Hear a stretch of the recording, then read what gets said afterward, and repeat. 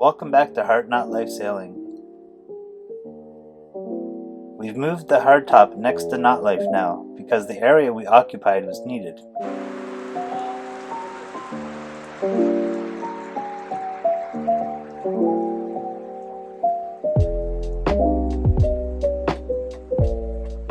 While we are waiting for the rain to stop, let's go over what we did in the previous video. We fiberglassed the top side of the hardtop and tried microballoons for the first time and continued with endless sanding.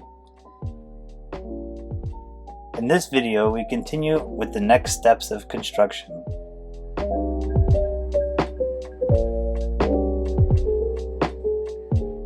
The polyester resin kills the sandpaper very quickly by gumming up, and the belt sander I borrowed bit the dust, and not in the good term of the phrase, it just died.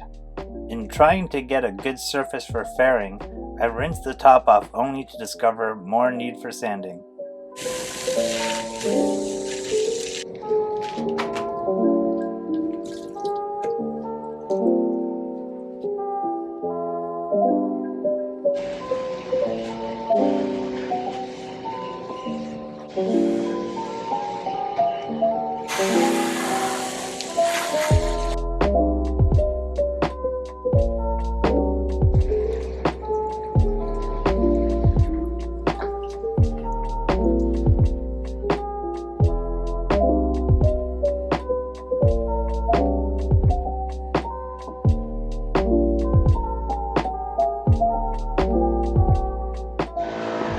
So what I'm doing here, these are where my sheets overlapped. I do want the added strength there, but I don't want a big ridge.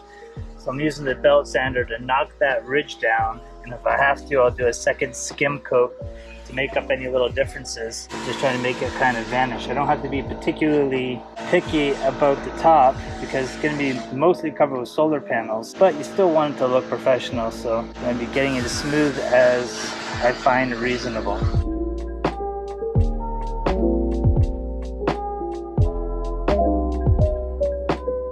What I'm doing now is mixing up a second batch of resin with microballoons, making this one a lot runnier so it just lays flat. And I was going to use fairing compound. Problem with that is, one, it's epoxy, so once you put epoxy on, you can't do anything polyester back over top of it. And the second thing is, it's a lot more expensive. I guess that's why it's not popular here. I asked for it in a couple of places, they didn't have it. When I found it, it was 500 TT for the one quart and 400 for the other quart. So that comes out to $180 for 2 quarts of fairing compound. And for both sides of that, I would use a lot. So I'm going to stick to the microballoons. I guess that's why the locals here suggested I use microballoons. Alright, now I'm going to give myself a nice round over on the inside edge of the rain catcher. That also serves as a hand grip for when you're walking on the deck. My trusty mask on because the silica is really bad for you. I know these aren't the best gloves for the job, but what I like about them is that they're cheap and you can just keep changing them over. When your hands get sticky, quickly throw them out and put a new pair on without worrying about wasting gloves. Just a bit of water on here.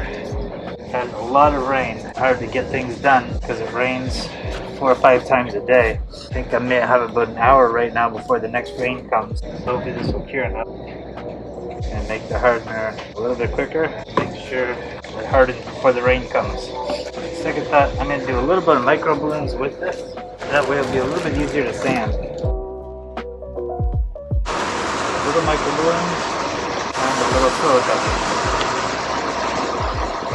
That way it'll be a little stronger, still a little easier to sand.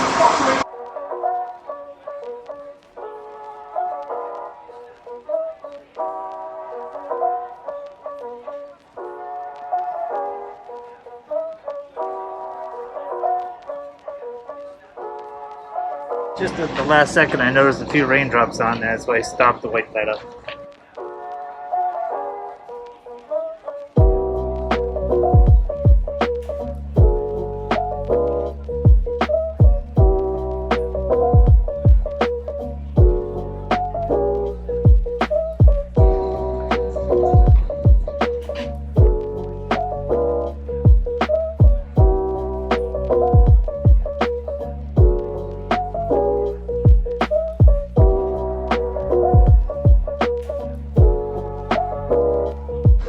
perfect amount. Just use the tiny little scraps left to wipe on the sides, and I'll wait for that to dry now. We decided to cover the area with a tarp to decrease the sun exposure and accumulation of rain, since our rain catcher does not have drains at this stage.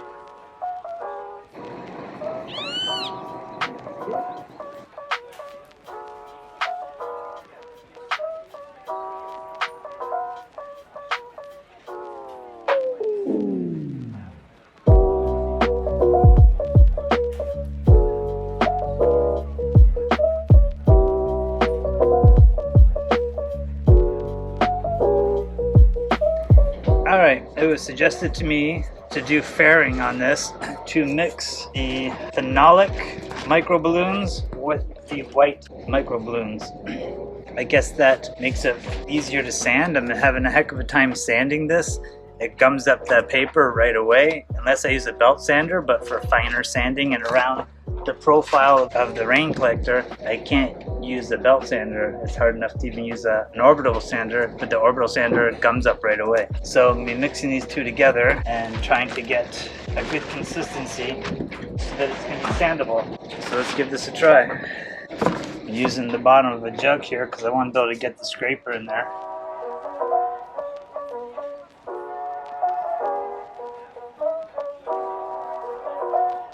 The shade set up, but it's only about noon and it's already starting to get into the sun.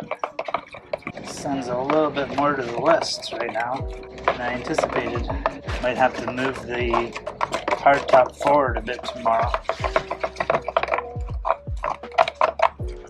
And it's also suggested to me by someone to try just using the gloves to spread this on, because it's very difficult to spread this over the profiled edge. I'm not going to put very much of the white in here. It's like I already have a lot of red. The first breezy day we've had in a while. Kind of nice. Still very, very hot out, but at least the breeze helps dry you up. These are glass balloons, these micro balloons. It's amazing how lightweight they are. They just drift in the wind. I need this thick enough that it's not going to fall off the sides. If I need any more, I'll go back to the red, the phenolic ones. Okay, it's thickening up now. I'll have to find some other spots to patch up.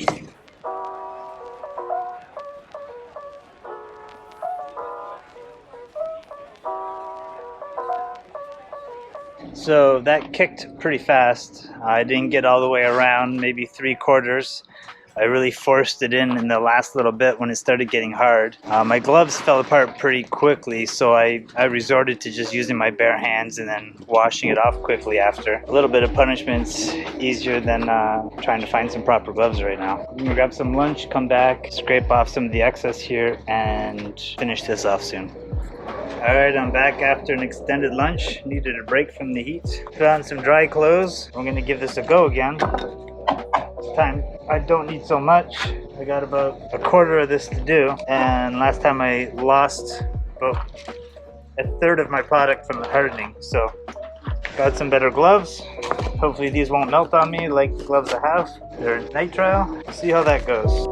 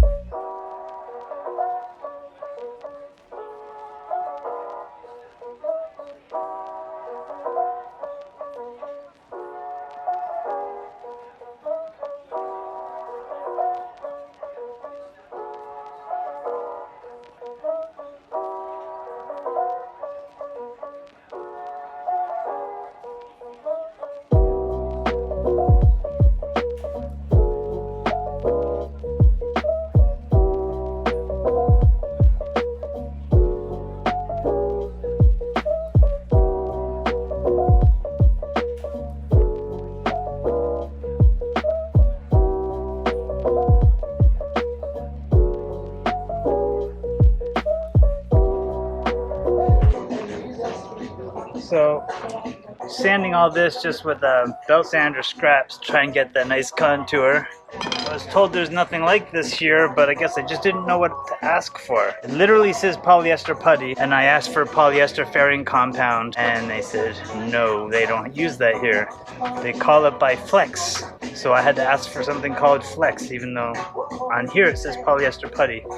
So I'll be getting some of that. I just borrowed this one so I can do this today and see how it works out, just to do some little touch-ups as you saw. Just gonna do a light sand here to scuff up the top here for the second coat.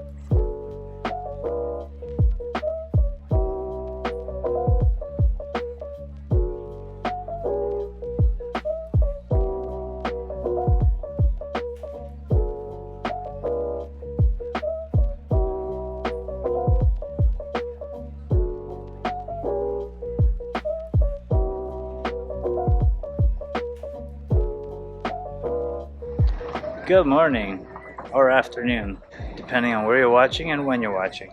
Today, Mary helped me flip over the hardtop. So now this is the bottom side or the inside, and there's a few little imperfections here from laying down that overlapping glass and some high spots that I want to take down, and then I'm going to coat this whole thing with fairing so we can get a nice flat surface on this before it's hoisted up. I don't want to have it hoisted up and have to work upside down so much, so I want to get it as smooth as I can. I don't want to do too much around here because I'm going to be glassing onto the boat where the windshield comes down here. So I'm probably not even going to fair this. Take that back about 6 inches and just leave it. That's what I'm thinking for now. And that little tube here will be able to get cut off because that's just there to hold the wire up high right now and to make a clean cylinder for tucking wires in after I've installed a light. So it's just temporary. So let's get started.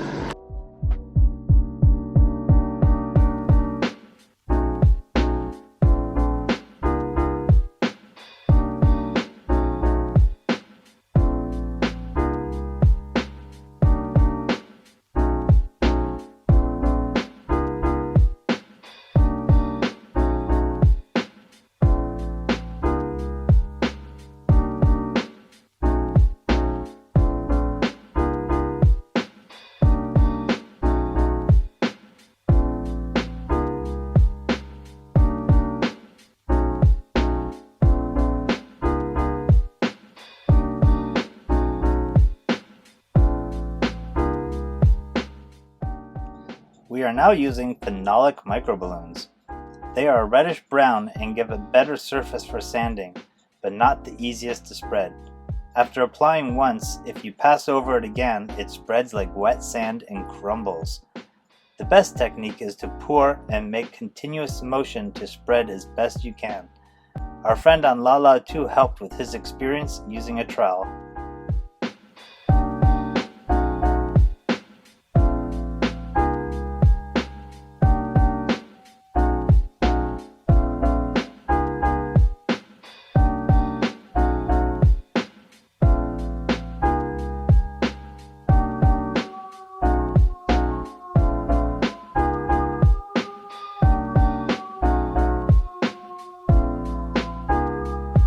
Alright, that went pretty well. It's pretty thoroughly covered. I think this is my last filler coat on here. I'm only going to do one good one because sanding this is not fun. Belt sander that I was borrowing died. One reason I hate borrowing tools, because they seem to die when you borrow them. It seems like it has a brush malfunction and the brushes in the belt sander are inaccessible. They're molded right into the plastic with no access. Not being able to use that, it's just going to be beating through pads. And getting this down as flat as I can, and then I'm going to coat it with epoxy because it's much easier to sand and work with. Just more expensive. Once you switch to epoxy, you can't go back to polyester, but you can do that vice versa. Check back in here soon when it's dry. Thanks for watching. Stay tuned for next week as we continue on this project. Don't forget to like, subscribe, and click that notification bell, and we'll see you next week.